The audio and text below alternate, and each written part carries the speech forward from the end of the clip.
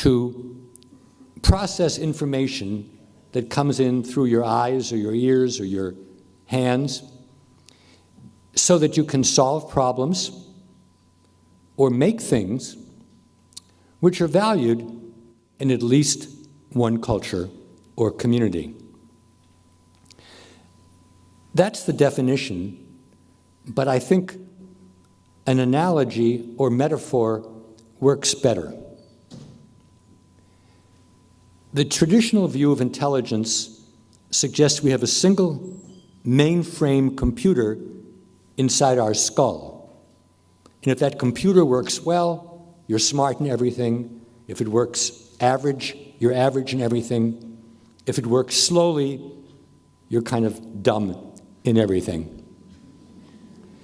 I believe we have several computers in our mind brain. Language computers, music computers, personal computers, and so on.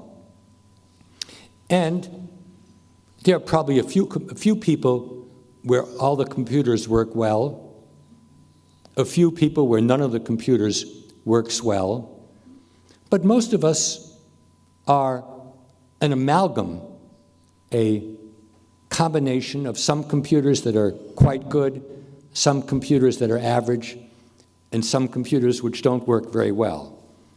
That, in essence, is multiple intelligence theory. The first intelligence, linguistic intelligence, is the intelligence of the writer, the orator, the poet,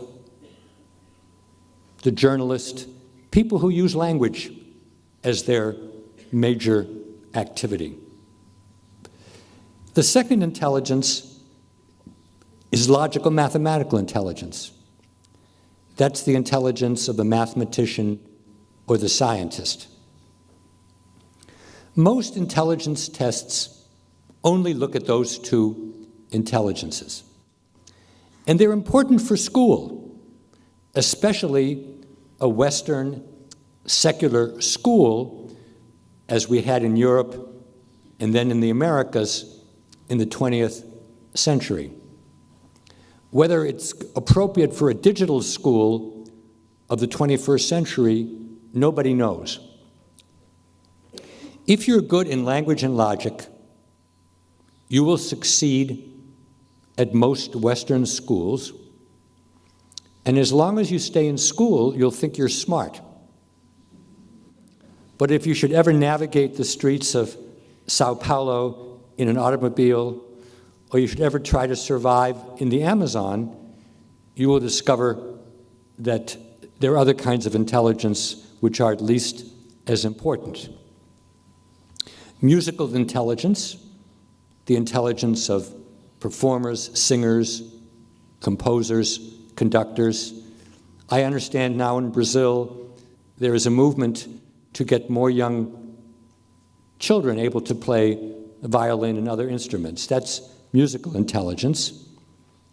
A fourth intelligence is spatial intelligence, the intelligence that allows us to navigate wide space, like a sailor or an airplane pilot, or more local kinds of space, like a sculptor or chess player.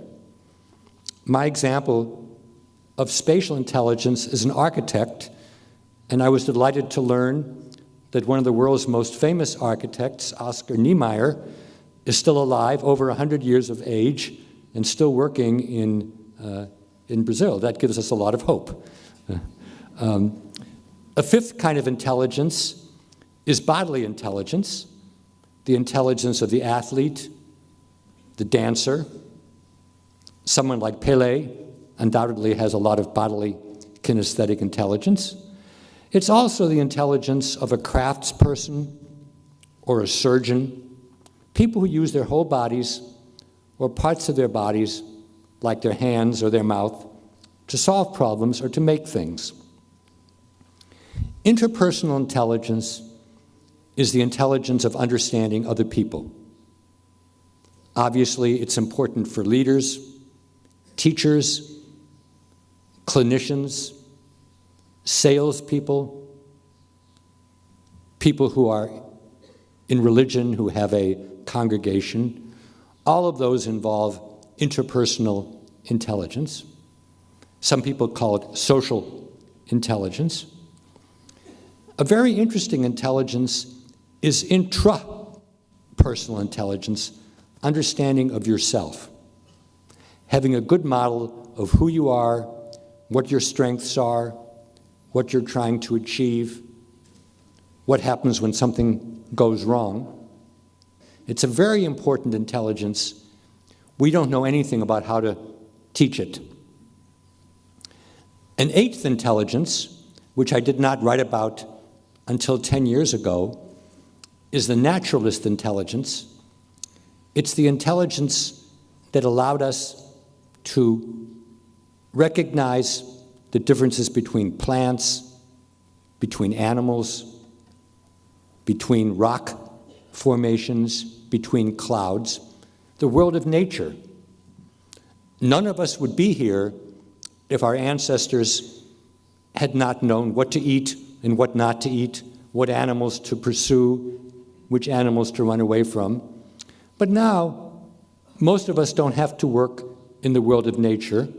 We just go to the grocery store. But the parts of our brain which evolved to discriminate in the world of nature, we now use for consumption. Which automobile to buy, which sneakers to buy. We use that part of the mind brain to navigate the world of consumption. There might be a ninth intelligence, which I call the existential intelligence. It's the intelligence of big questions. What's going to happen to us? Does God love me? What is love? What is God? I think this is a useful concept, but I'm not certain, because I would like to know whether there are parts of the brain which evolved to deal with questions which are too big or too little to perceive, these questions of existence. So now I say we have probably 8.5 intelligences. After